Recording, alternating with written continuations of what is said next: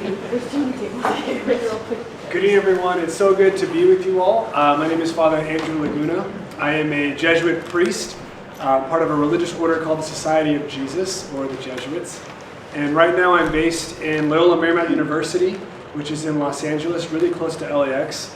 And I work full-time in vocation promotion, which means I accompany people who are discerning their calling and what that might be. So I do a lot of traveling. I love coming to Newman centers.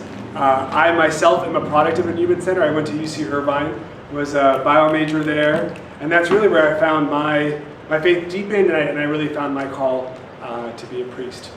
So, such a gift to be with you all this evening. And such a great, good-sized group, too. I'm really moved by, wow, we have like 20 people. This is very nice, guys. I'm very happy. I've never seen this many tables filled in so long. If you guys all don't go to the retreat, I'm sending all of you. But literally. Yeah, way to go UCR. Go Islanders, I hear. Yeah. Islanders. Oh, Highlanders. Islanders. Oh, Islanders. Okay, that makes more sense. Islanders. Okay, Yes. great. Islanders.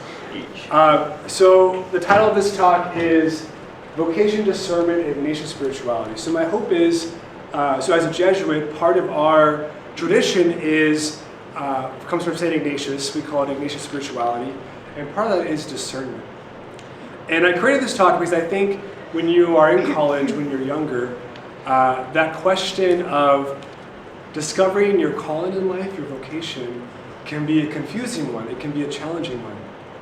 You know, for me, when I was going through undergrad at UCI, I felt like I had these ups and downs, right? There were, actually for most of my life, I thought, yes, I want to get married, have kids, and be this great doctor, make lots of money, right? And then there were some days, actually, where being a doctor wasn't appealing, right? It was like, I had the opposite thought, like, I don't know if I want to do this. Maybe sometimes you enter into a relationship and you think, oh, this is the person I'm going to be with the rest of my life. And then it doesn't work out, right? And it makes you question, what is my calling? Or maybe you've had the thought of religious life or priesthood, and you hear a homily that inspires you one day, and you're on fire for that. And then the next week, it freaks you out. You're like, why did I think about that? I'm not going to think about this again. Or you're drawn to something else. So these ups and downs and kind of these mood changes or changes in our emotion are very common in the spiritual life. And I think a really helpful tool for us in navigating this very normal part of life is discernment. So specifically, Ignatian discernment. So I think the best way to start talking about this is to go into the story of St. Ignatius of Loyola. Raise your hand if you've heard of this saint before. Okay, good. He is the founder of the Jesuits. If you haven't, that's okay. I'll tell you a little bit about his life. So this is an early image of Ignatius. When he was born, he was known as Inigo of Loyola. He was a man born in Spain in the early 1500s, born in the Basque region. And in his autobiography, he says he was a man given over to the vanities of the world, right? You can see he's dressed up like a knight. If in our day, the goal is to make a lot of money, be that business person, that CEO exec, right? That's helping the world run. In Ignatius' day, it was about being the chivalrous knight, being known for military conquest, and being high in the court of the nobility. So that was his goal. He wanted wealth, honor, prestige. He talks about his autobiography. He wanted to win over the favor of this special lady at court that he was in love with. And so he's on this certain trajectory of his life. And then one day, all of that changed. He was in a battle, the Battle of Pamplona in 1521. They were fighting the French. And in the middle of the battle, a cannonball soars over the rampart of the fortress he was in and hits him in the leg and completely shatters his leg. It ended the battle immediately because he was the leader. He didn't die, but he was taken home on a stretcher, basically. And he was forced to recover for several months all alone in his castle. Now back in those days there wasn't, well first off there wasn't modern medicine, right? So things took a long time to heal. And also, he didn't have TV, right? He didn't have Netflix, he didn't have social media. So literally, he would just spend hours and hours every day sitting in his bed, bored out of his mind. And he wanted to read tales about knights and chivalry, but the only 2 books in the house were a book on the life of Christ and a book on the lives of the saints. But he was so bored, he was like, I don't really want to read this, but I have no choice. So I flipped through the books and reading about St. Francis, St. Dominic. And as the weeks and months went by, he began to notice a pattern.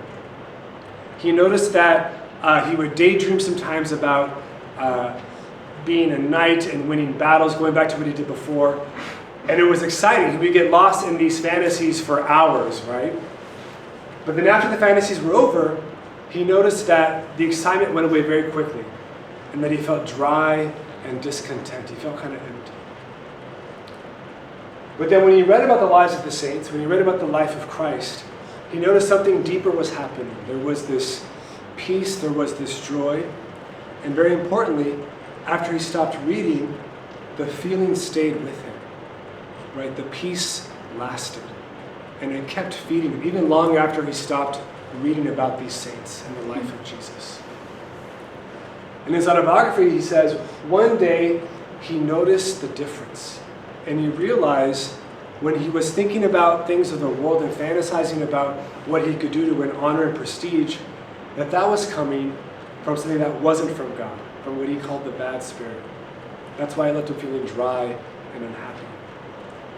And then when he was daydreaming about Christ and the saints, and he felt that peace, that joy, he realized those feelings, that experience, was coming from God. And that was God encouraging him to pursue that life. So once he realized that, once he noticed that difference between those 2 kinds of experiences, he said, I have to follow what God has invited me to do. So once he recovered, he gave up his former life of being a nobleman at court, and he became a poor pilgrim and devoted his life to Jesus. And eventually he founded the order called the Society of Jesus, or the Jesuits. So this story is really important to understanding Ignatius and how he views God. Right? And the most important insight we can gain from that part of his life is this idea that God wants to communicate with us personally and directly. Sometimes we're tempted to think that God can only come to us in certain ways, right? When we're in church at Mass, when we're doing things specifically religious like praying a rosary. But for Ignatius, he realized even when I was sitting in my bed, all alone, in the middle of my woundedness, God came to me in my heart and spoke to me in my heart when I read about the lives of the saints. And this idea that God can connect with us, communicate with us in any moment of our day through any means. And for each of us, it's personal and unique and intimate, right? How God wants to connect with us. And that's how we get this phrase in the Jesuits, you can find God in all things, right? God is always present. And so on the basis of this experience that Ignatius had, here's how we get this idea of discernment of spirits. You might have heard this phrase before. It sounds like kind of this mystical thing, right, that only the wisest or the holiest people do. But it's actually a very ordinary thing. When we talk about discernment of spirits, it's something that we experience every day in our normal life. But the basic idea is that while we live here in this world, we can be under the influence of various things. On the one hand, you have God, who Ignatius referred to as the good spirit,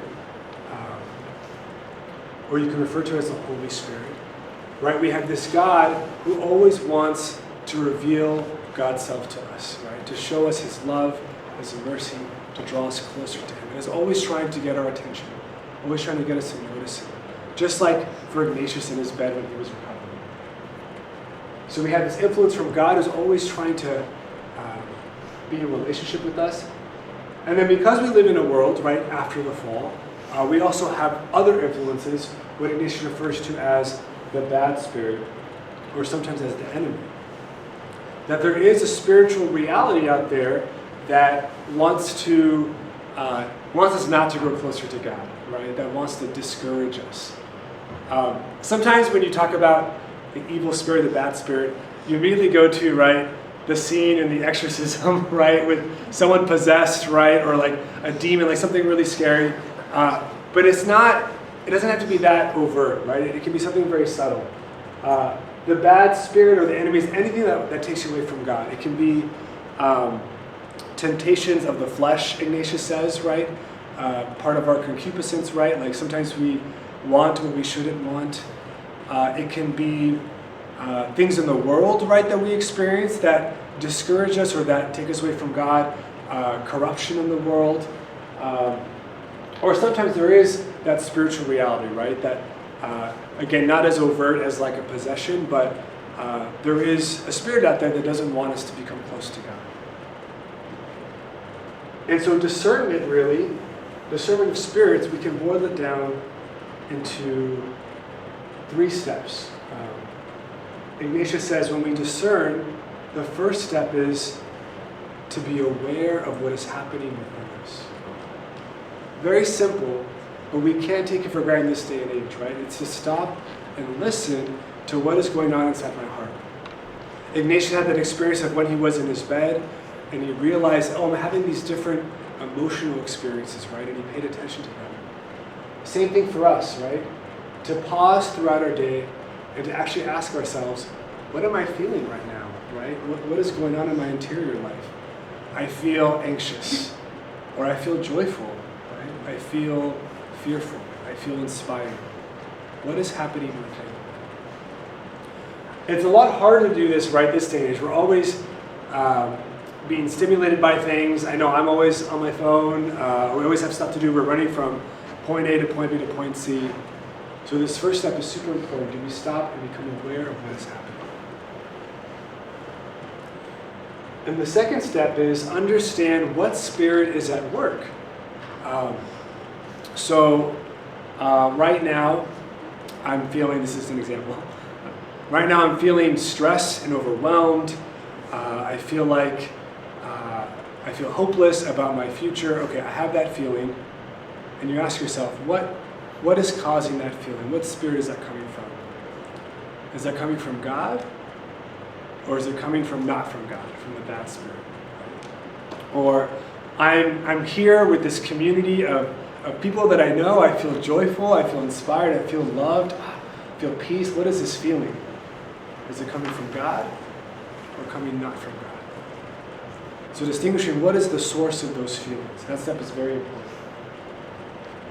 And once you have that understanding, once you realize, okay, I feel alive, I feel this deep love for God, this is coming from God. Once you understand that, then you take action. Either you accept it, if it's from the good spirit, right? Embrace whatever it is that experience is telling you. Or if it's coming from the bad spirit, if it's coming not from God, you reject it. You don't give it any power. It's really subtle. It happens even within our own thinking, right? Maybe we're not even aware we're doing this sometimes. But if we follow these steps, it can really help us draw closer to God and become aware of His influence in our life. So Ignatius had what he called rules of discernment, right? These guidelines for how do we follow these 3 steps of becoming aware, of understanding the Spirit at work, and taking action. There are 14 rules. I'm not going to go through all of them. It's a lot of rules. I'm just going to go through very few. The most important ones I think are good to know for a foundation. So he said that depending on where you're at in your situation in life, the good spirit and the bad spirit are going to interact in different ways with you. Okay? So we said, for people who are going from good to better, what does this mean? These are people who have accepted God in their lives, who have faith, and are trying to draw closer to God. Right? Doesn't mean you're a saint, doesn't mean you're perfect, but it means you know who Jesus is, and you want to practice your faith, and you want to draw closer to Him. Basically, it's all of you in this room, right? All of you who've come on a Monday night to this talk of your own free will to learn more about your faith and discernment. That means you're in this camp, right? you're oriented toward God and you want to draw closer to Him. Otherwise, you wouldn't be here.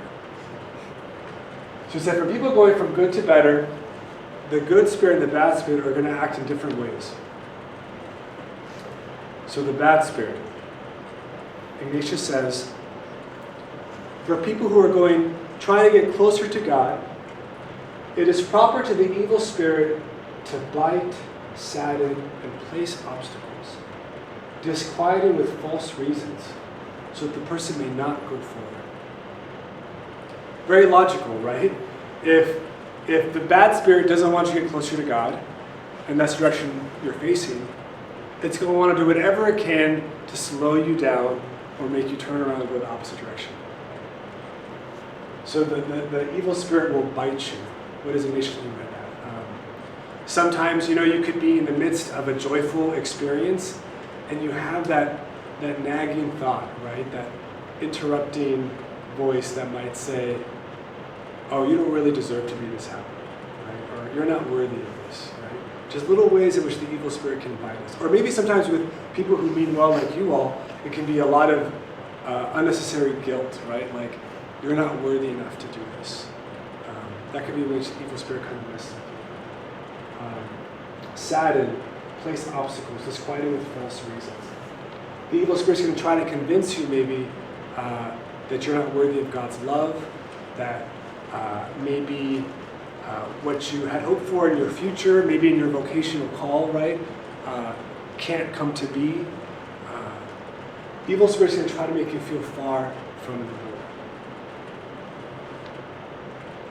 And Ignatius said when we're under the influence of the evil spirit in this way, we're in what he calls desolation. Desolation.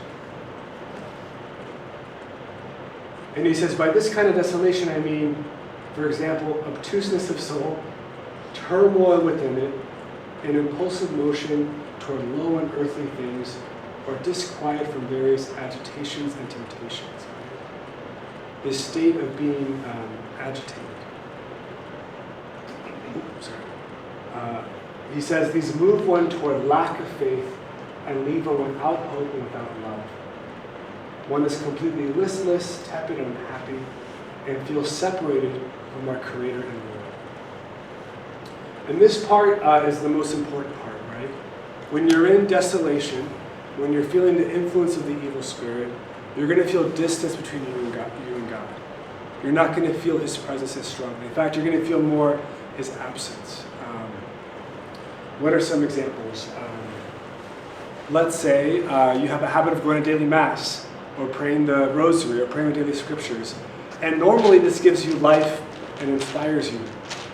But maybe for the past week, it's felt really dry, right? It feels like I go to mass, I don't feel anything. I don't feel inspired, I feel tired, I feel frustrated. Maybe you feel angry, like, God, why don't I feel you close? This sense of distance, that's a state of desolation. Another example, sometimes I feel desolate.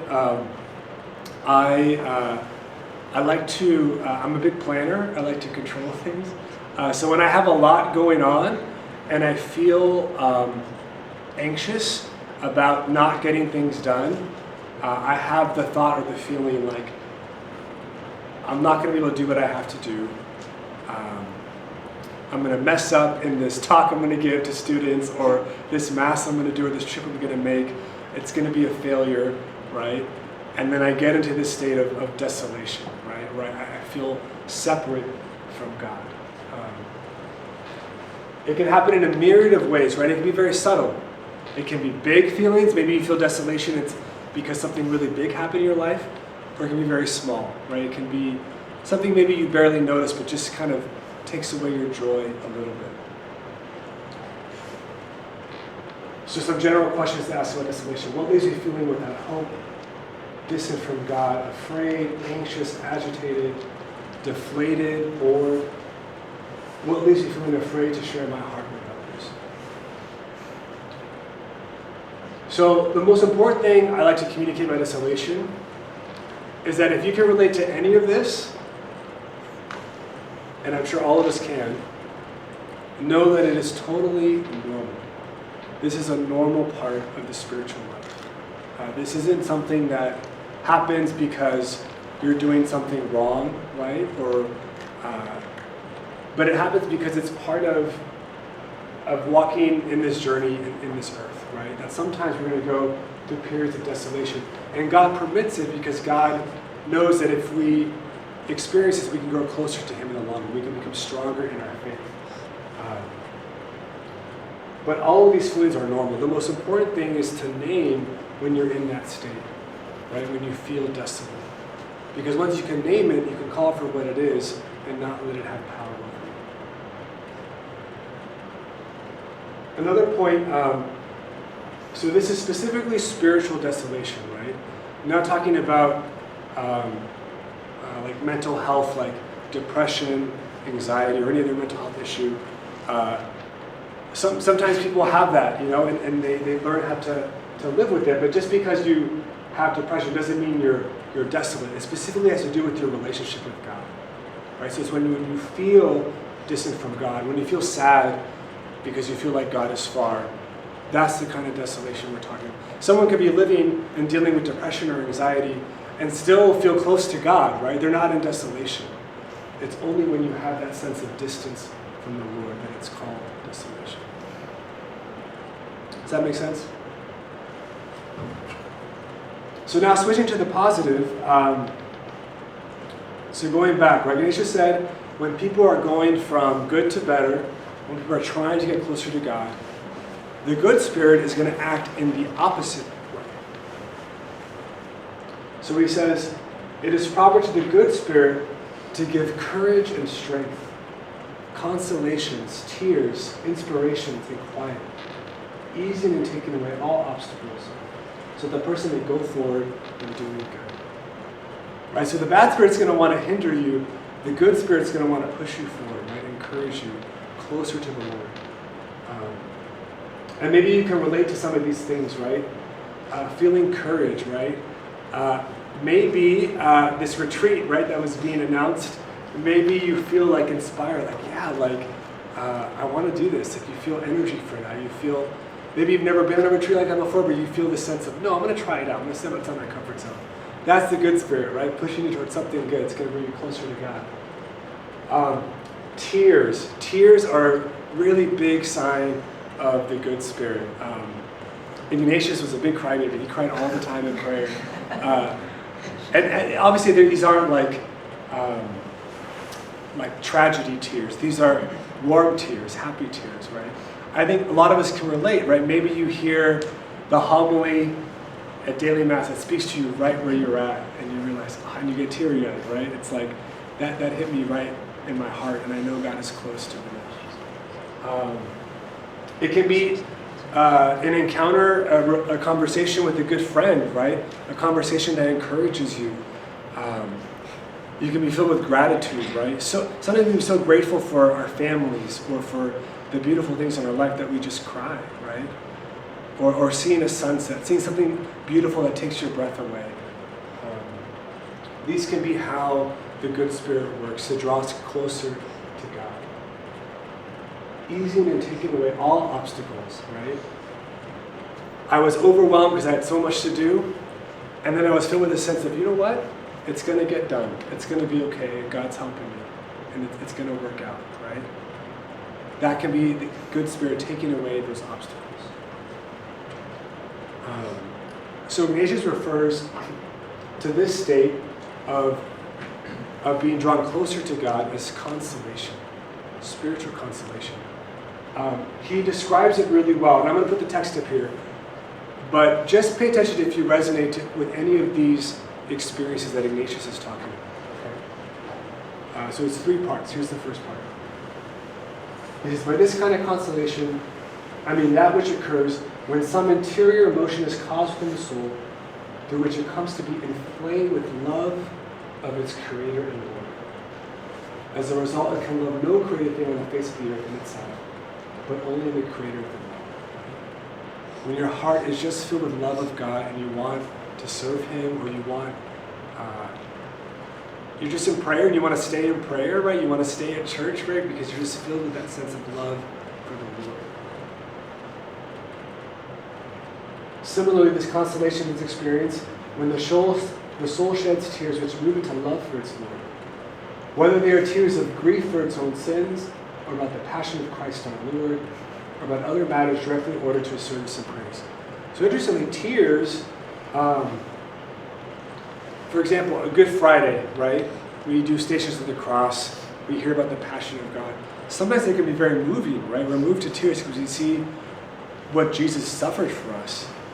But it's not tears that take us away from God, they bring us closer to the Lord, right? Because we're grateful, we love Him more because we know what He did for us.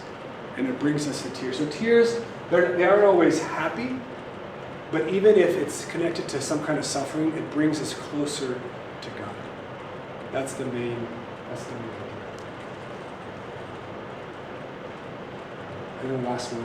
Finally, under the word consolation, I include every increase in hope, faith, and charity, every interior joy which calls and attracts one toward heavenly things, and to the salvation of one's soul, by bringing the tranquility and peace in its creator.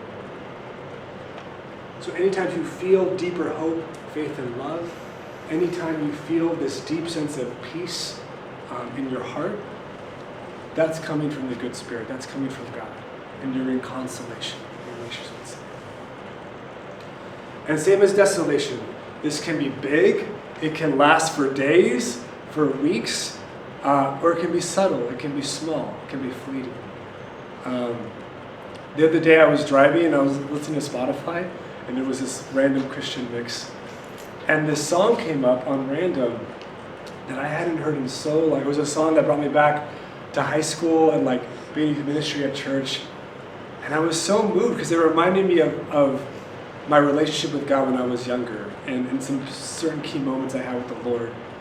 And it just gave me this lift, right? It moved me. It was just a subtle moment of consolation and like a random drive, but like God was speaking to me through that. When I was ordained, that was a huge moment of consolation, right? Like I was just the whole weekend afterwards, I was just glowing for like weeks, right? It was a major life event. So consolation can be big and small, and everything in between. So some questions to ask ourselves. What leaves you feeling close to God? A feeling of hope, a feeling of love? What gives me a feeling of joy that I want to share? Did you say there's anyone want to share? Well, I was about to actually ask, I was reading this, but if anyone has does anyone have any questions so far or anything they want to offer so far about desolation, consolation, discernment? Like consolation is the opposite of the desolation. Yes, they're opposite of one another, exactly. Yeah? So basically desolation is inevitable?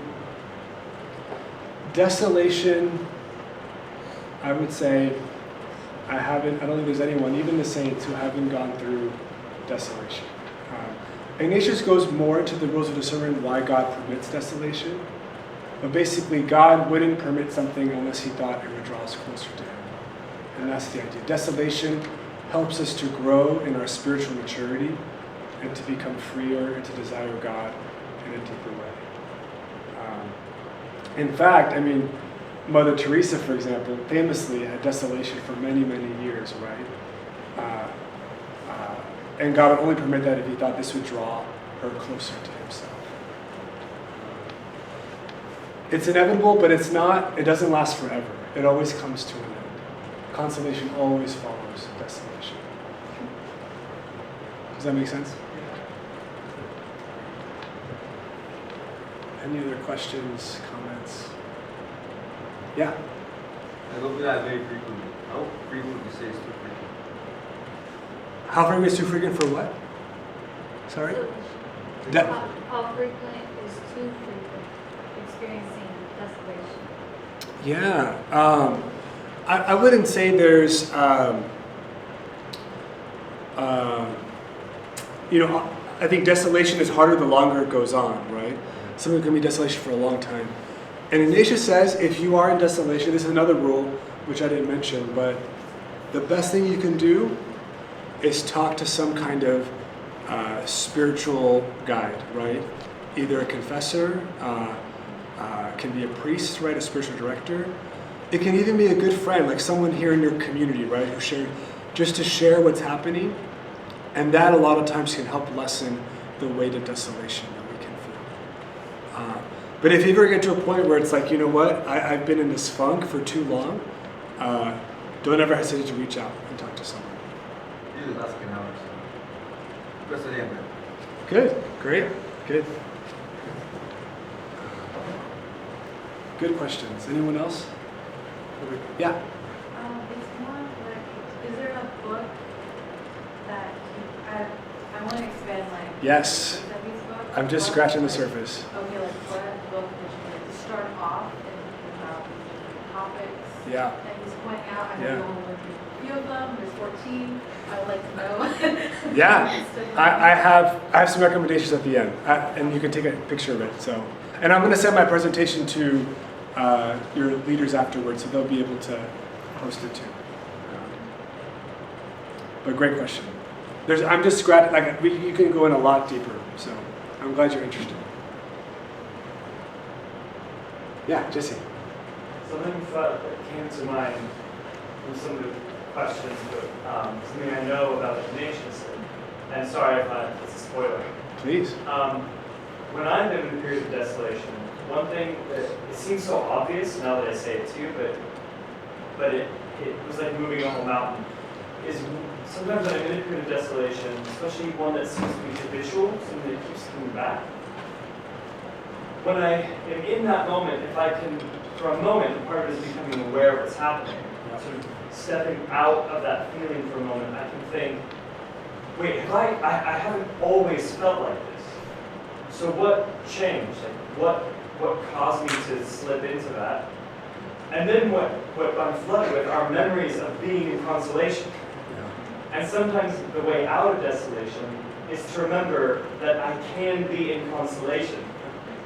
And that little shift of perspective is oftentimes enough to just open up a new channel. It's a way to then step into a more honest moment with the Lord and be with Jesus, where I then feel more brave to speak more truthfully to God about what's happening in my heart. I think Ignatius talks about in moments of consolation, you can sort of, when you're feeling good, you can really store those up, like as memories and heartfelt memories, that when you're in moments of desolation, you can use those to help pull yourself back out. No, that's great. Thank you, Jesse. So, we'll have time for more questions in a second, but I want to end by talking about the examine. So I started this talk with the idea of vocation, discernment, the ups and downs of spiritual life, how that can be, right? You feel one way one day, different way the next day. So I hope maybe you can see that now as sort of this, we go through these cycles of consolation and desolation. And it can be with regard to our vocation, how we discern our future. And a really great tool that Ignatius gives, I think it's the most important prayer, he definitely says it's the most important prayer a Jesuit can make, and I think it can be helpful for just anyone, is the examen. So this is different. Sometimes when we think about the examen, we think about the examination of conscience, which we say before confession, right? We think about our sins before we confess them. It's similar, but this is more of an examination of consciousness, right? This examen is about identifying consolation and desolation in our daily life. Ignatius said we should take some time each day, either at the end of the day or the middle of the day, or maybe both if we want, but at least once per day, to look back, right? To pause and to be aware. What were the moments in which I felt God close? What were the moments of consolation? And what were the moments in which I felt God distant, in which I felt desolation? And again, maybe they were small, maybe they were big, but not to forget those. And very importantly, the desolation is always going to be there, but to remember the consolation. Consolation is the way God speaks to us, how God draws us closer to Him. And consolation is how we're going to learn whatever our vocation might be. And so it's so important at the end of every day to go through, starting from the beginning of the day, and go through each hour almost, and be like, God, where were you present? What were those gifts of consolation you gave me, those gifts of encouragement? And to let those ground you. We don't do that enough as a society, right? We just go to the next thing. We don't think about what came before. But if we do this, Ignatius says, this is a powerful tool for helping us discover where God wants to lead us. And I guarantee you, if you practice, even it could take 5 minutes, 5-10 minutes a day, you will notice a change in your life. You'll become more aware of the presence of the Lord in your ordinary daily life. And the big component is, it starts with gratitude, and you basically review your day with God. Rather than describe it in too much detail, I actually thought it would be best if I led us through an examine, just to end the talk. Would that be all right? It won't take too long, and then afterwards we can talk about it and then wrap up. Yeah, I hope I brought enough. If not, maybe share. It's a bigger group than I thought, but yeah.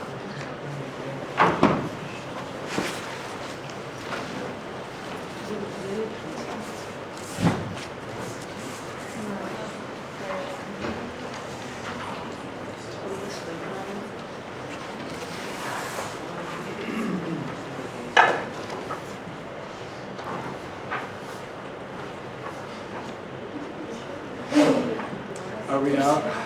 Or we can all share. I know, some of you might have to share, because There's just one of us right here. yeah, I'm sorry to bring it up. Share. I can email a copy of this too, and you can post it maybe. But yeah. And actually, I'm gonna lead you through it. So this is just kind of for you to take home with you. There are many versions of the Examen. This is one of my favorites. It's by an author, a great spiritual author named Father Tim Gallagher. He's one of the books I'm going to recommend. He's not a Jesuit. He's an Oblates of the Virgin Mary. But he writes beautifully about Ignatius spirituality. And I think this is a very clear, accessible Examen. So what we'll do is we'll pray this together. I'll lead us through it. And then we'll check in, see if there's anything people want to share, any questions. And then that'll be the end. Okay? So let's go ahead. Can everyone hear me okay? My voice okay? Okay.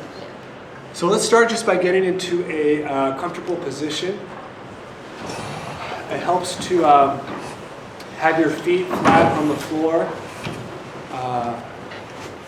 Have your back straight, but not too straight, not rigid, but just kind of sit up. And I encourage you to put your hands on your lap or on the table, whatever's comfortable.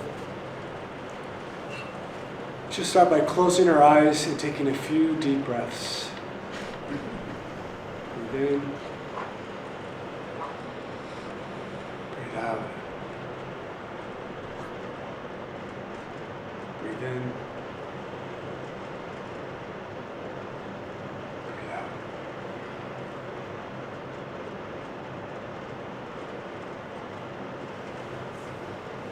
Become aware of your body, how it feels in this moment. Be aware of your breath.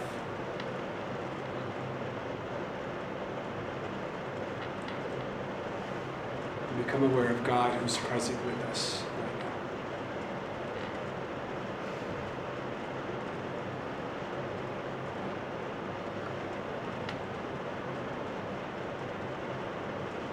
Begin with the Father, the Son, and the Spirit.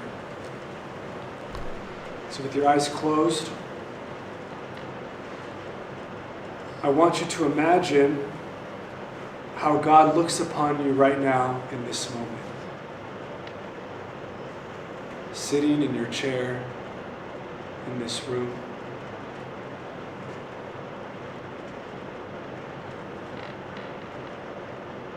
Imagine how He looks upon you with great love. As a beloved son or daughter.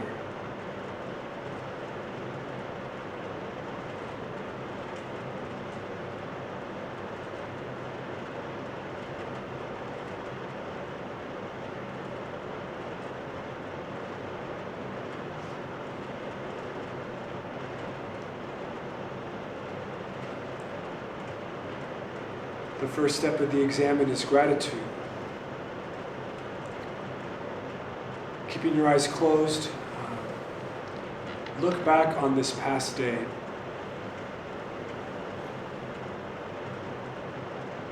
What are you thankful for?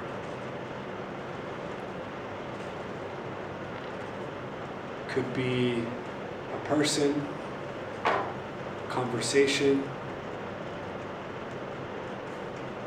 something you heard or saw, something you ate.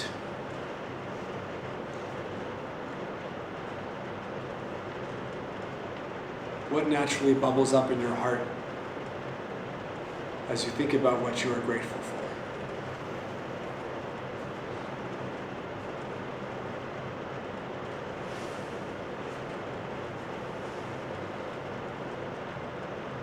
And give thanks to God for these gifts that He's blessed you with.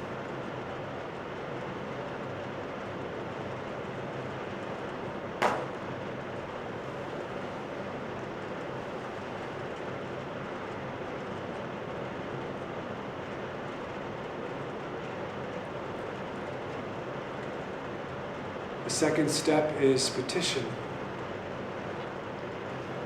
And we intentionally invite God to be with us during this prayer.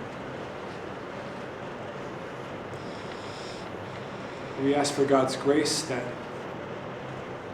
with Him we can look at the ways in which He has been present to us throughout our day.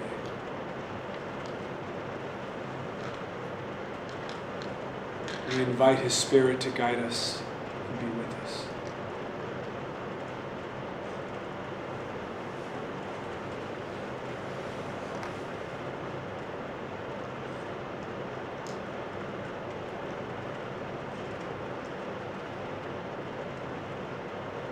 The third step is review. Beginning with the first moment of today, we begin to review our day with God. So think back to when you woke up this morning. What was the first thought you had? What did you feel?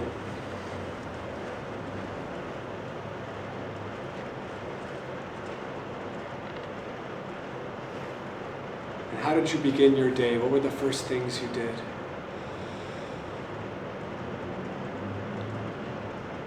Maybe you got ready, ate breakfast. Maybe you hit the snooze button.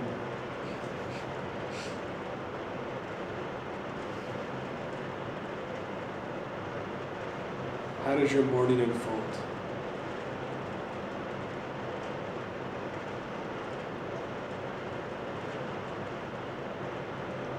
Did you go to work? Did you go to class? And if so, how did you get there? Did you drive, walk, ride a bike?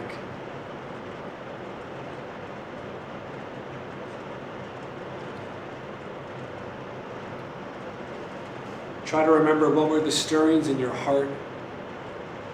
What were the thoughts that passed through you?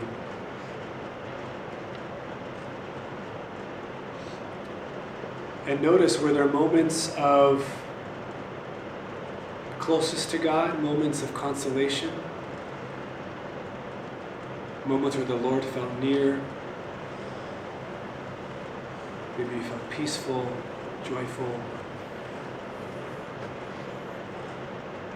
Were there moments of desolation, moments of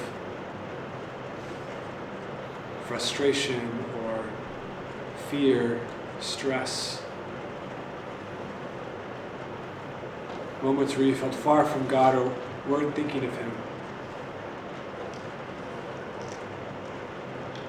Just take note of these experiences as you remember your day.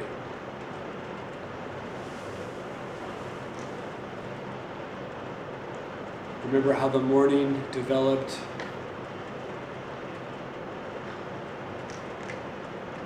What did you have for lunch? What did you eat?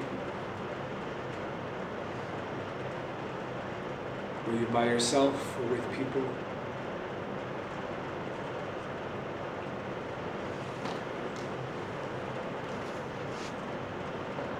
What happened in your afternoon?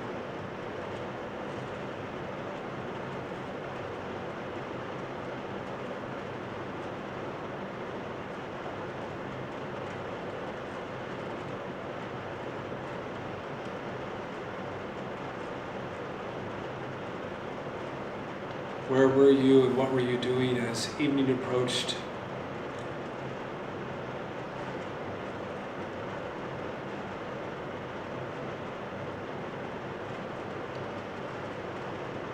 Were you able to grab a bite to eat before coming to the meeting today?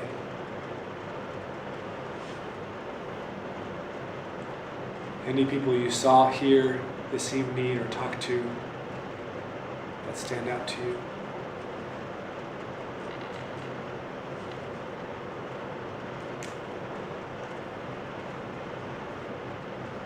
And looking back on your whole day up to this point, ask God if there are any moments that He wants you to pay attention to in particular. There was a moment of consolation, of closest to Him.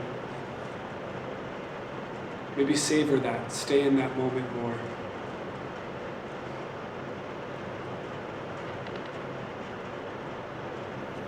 What might the Lord be telling to you in your heart?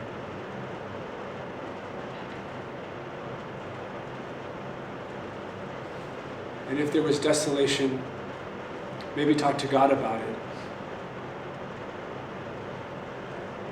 What do you think led you to that desolation?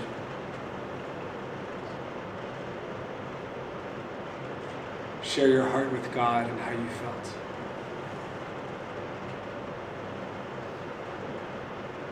And see what He wants to tell you.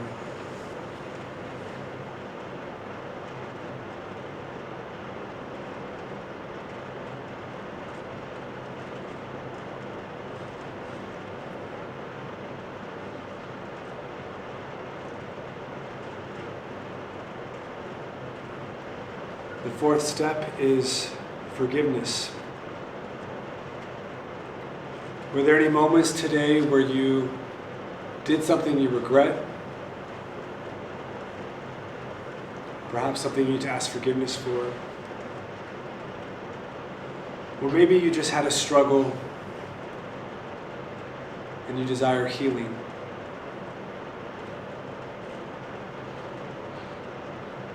Turn to the Lord and ask for His healing touch.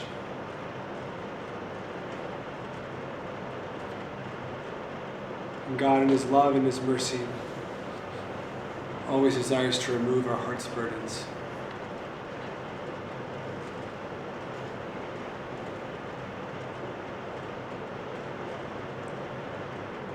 Give whatever is weighing you down to Him.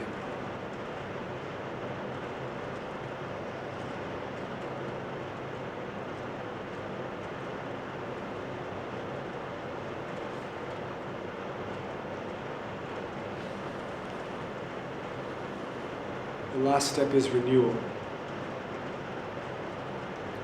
Look to tomorrow. How do you desire to live out tomorrow with God? What is one hope or one grace you have for the next day? Maybe it's to live with deeper trust. Maybe it's to be more aware of the Lord.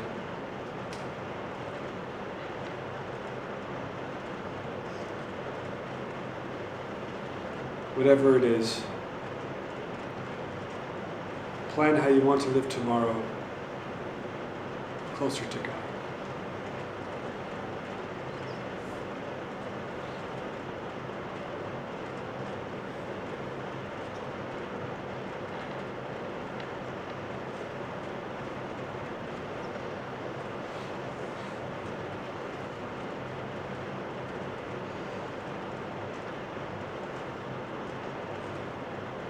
We give thanks to God for this time in prayer with Him.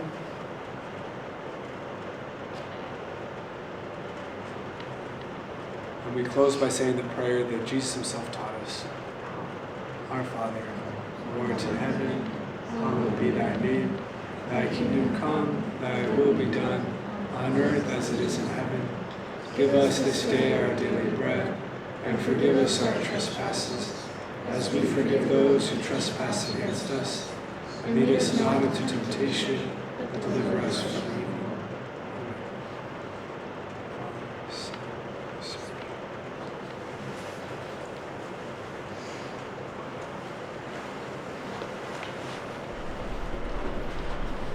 I hope you found that helpful.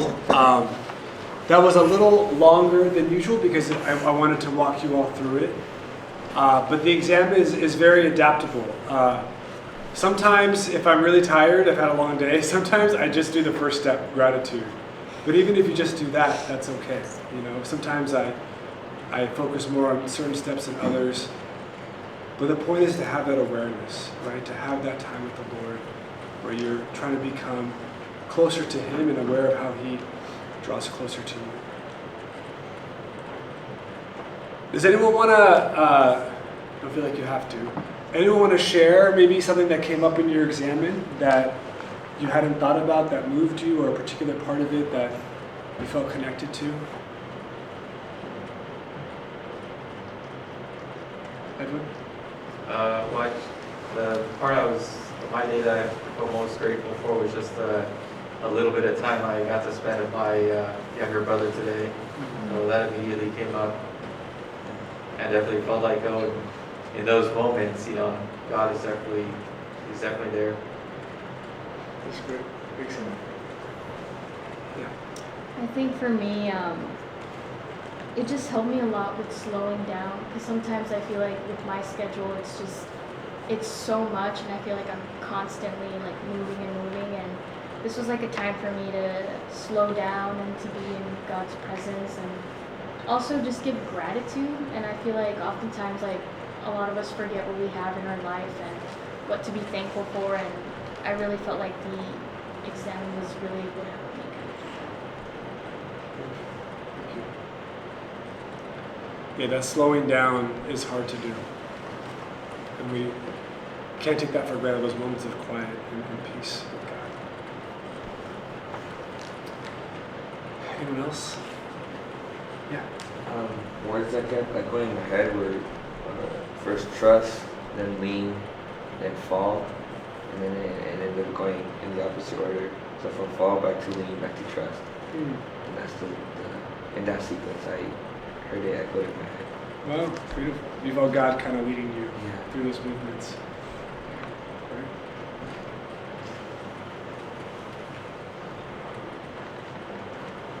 So going back to the original question of vocation, right? I didn't necessarily give like this is how you discover your vocation, because no one can give you that formula, right? But how we discern that is exactly by doing stuff like this. Practicing the examen, becoming aware of, okay, God, where are you drawing me in my life? What are the sources of consolation? And the beautiful part is over time, you realize, oh God, like you are always with me when I'm with my family or when I'm with my partner, right? And I just feel this calling to give my life to starting a family, right? And to having kids. Or maybe it's, God, you're always here when I'm in ministry, right? Like when I'm serving people, when I'm accompanying people. And I feel called to be a leader, right, in my ministry. Or maybe feeling called to something deeper than that, to priesthood or religious life. The examen gives us data for how God is speaking to our hearts.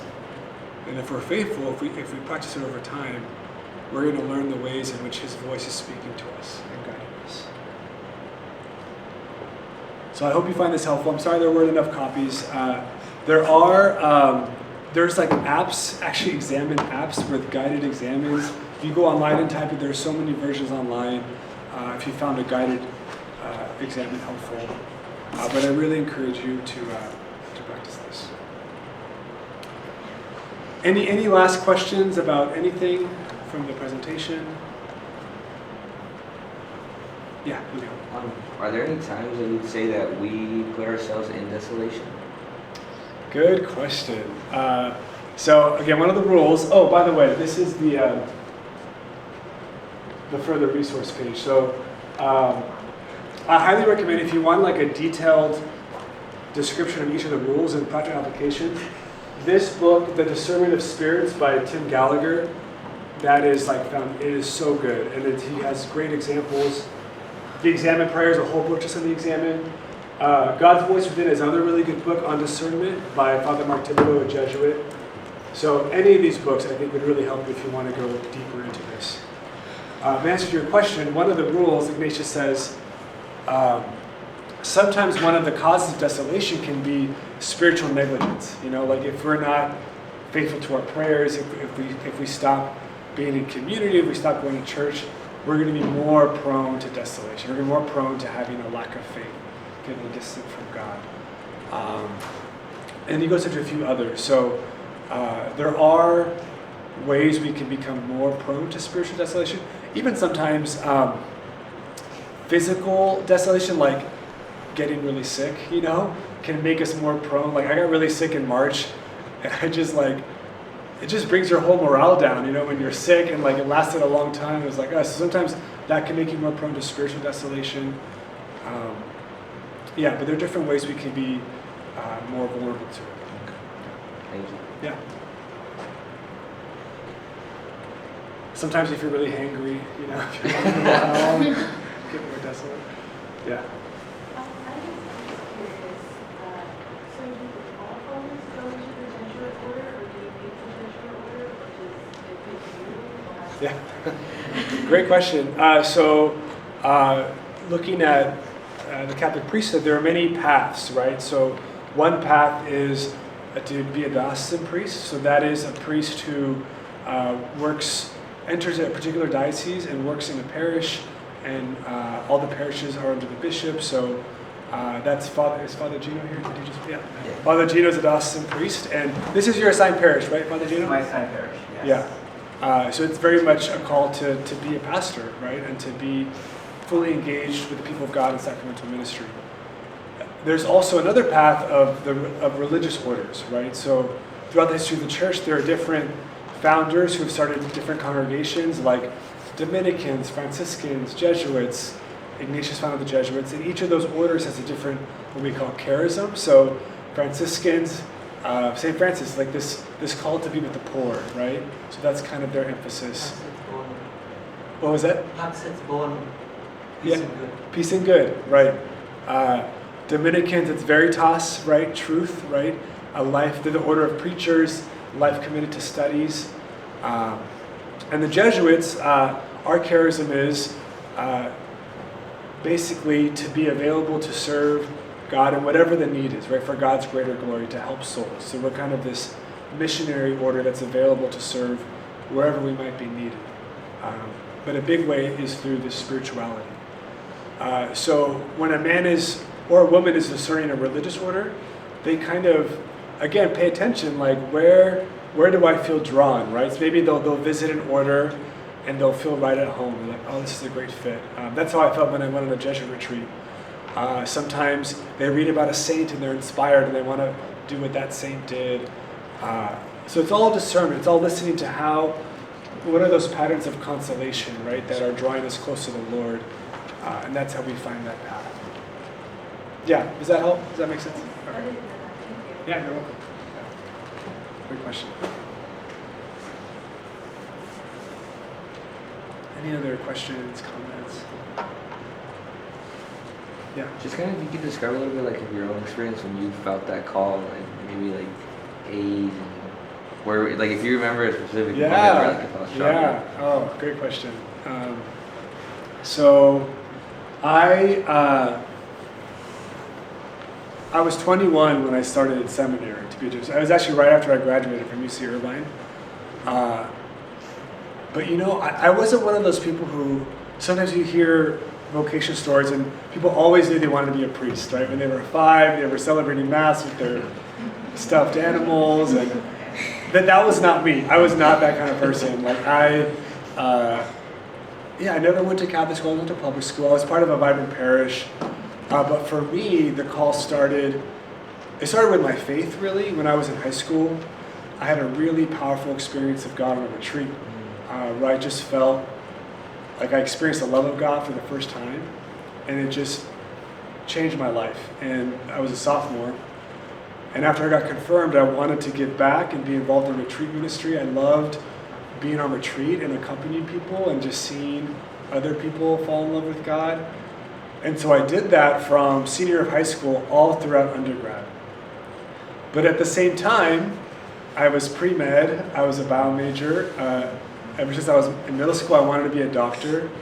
And I was very, UCI is very competitive in bio major, and like I was doing everything I had to do to have a good med school application.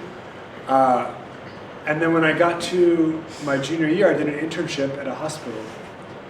And I realized after a couple months that, kind of like with Ignatius a little bit, like it was exciting to be, I was in the ER, it was like a New Amsterdam, or it was like crazy, it was like drama, and like, it was exciting, but there was kind of this like emptiness. It was like what I really wanted to do actually was like hang out with the patients and talk to them and be like, hey, how are you doing, like, and then for the doctors, it was like, okay, diagnose them, get them in and out, like, but I realized I wanted like a deeper relationship with people.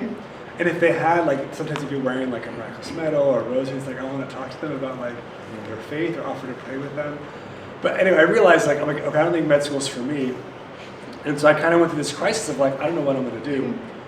And then I realized, I didn't have any of this language. I didn't know anything about Ignatian spirituality, but I realized looking at my life, what gives me the most joy and the most fulfillment and the most peace, actually what I look forward to every week is retreats, is being in this ministry where I accompanied young people. And at first I was like, really, God? Like, because there's always more of like an extracurricular, it wasn't, I'm like, wait, maybe God there's an invitation. Maybe God's inviting me to consider being a priest and doing this as part of my life. But I was very hesitant at first, very scared, because I'd always assumed I was going to get married, have kids, be a doctor. But when I started meeting Jesuits and going on retreats, I couldn't deny this consolation. There was fear there, right? Sometimes consolation and desolation are together, right? There's fear and anxiety, but then there's also this sense of, even though I'm afraid, I feel this peace. I feel like Jesus invited me to at least check it out, right? So that's what I did.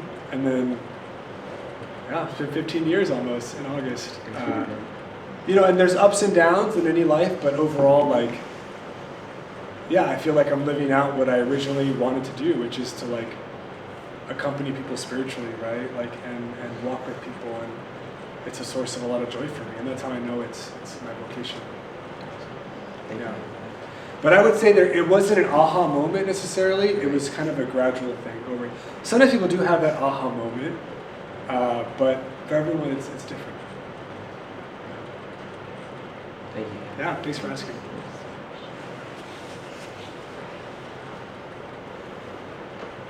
Yeah, Father Gino. Yes, Father, and thank you so much for your presentation and for the joy that radiates from your heart as you've been speaking to us. Being a priest myself, I experienced that joy. Nothing, there's no other feeling like experiencing daily miracles in front of you. When you encounter people, when you celebrate sacraments, there's joy all around you.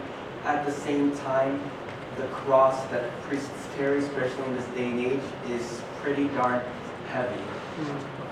For you as a Jesuit, with what you've come to know and learn through Ignatian spirituality, how do you reconcile the cross and your suffering together with the joy of the gospel? Yeah. Wow, that's a great question. I would say definitely that cross is not unique to priests, in terms of, I think to be a faithful Catholic, to be a faithful Christian can feel like a cross, right? In a culture, in a society where there's all these, it doesn't feel like there's a lot of people who are as religious anymore, or even hostile toward religious sometimes. Yeah, actually, Jesse and I were talking about this a little bit, how there is a mystery in our faith in the Christian tradition where it's through the cross, right? Because of what Jesus did, the way Jesus gave his life for us, he made suffering and death. He made that from something totally despairing and ugly and hopeless to something that can be redemptive and to bear fruit, right? Where if we follow him, if we follow that same path, and we're all going to experience that, ultimately we all will die, actually. But if we're all going to experience that cross in a different way. But if we enter into it with faith and trust, like Jesus had in his Abba, that we will experience a new life through that. And for me personally, as a priest, God's listening now.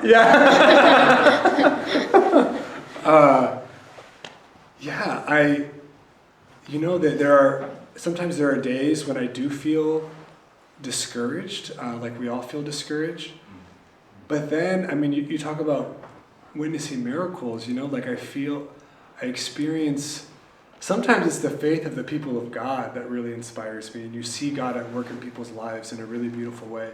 A few weeks ago, I led a trip down to Nogales, to the border between Arizona and Mexico, and for a few days, we were at a migrant shelter there. This is a work that the Jesuits have. And these migrants who have traveled for months and have nothing and have gone through so many hardships and unspeakable suffering that I can't imagine.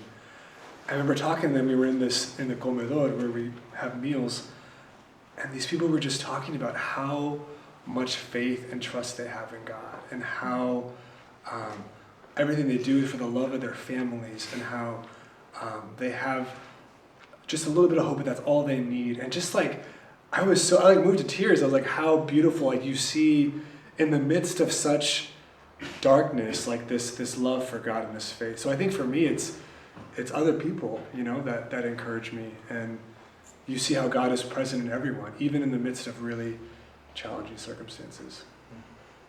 Thank you, Father.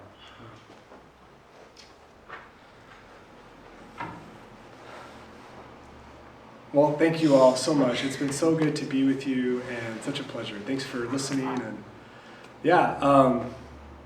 I'm happy to answer any more questions afterwards if you'd like, but such a pleasure to meet you and be with your community.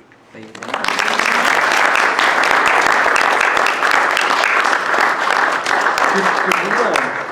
There's extra copies that Oh, were made there. perfect. If Oh, someone didn't Yeah, need that. yes. If anyone wants a copy, thank you whoever made those copies.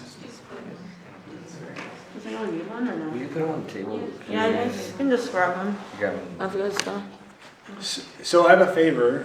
Is it normally just kind of social, or is it? Yeah, usually, yeah. Right now we're gonna move into the nominations, but yeah, after we. Well, at some point, could we take a group photo? Of course. It doesn't have to be right now, but maybe. I think right now would be. It would, yeah. Yeah, right now would be good. Okay, Yeah. So we don't take much of your time. great. How should we do it? How would you How think? would you? Maybe. Maybe we can put it to your intro Yeah. There we go. I like that. slide and then.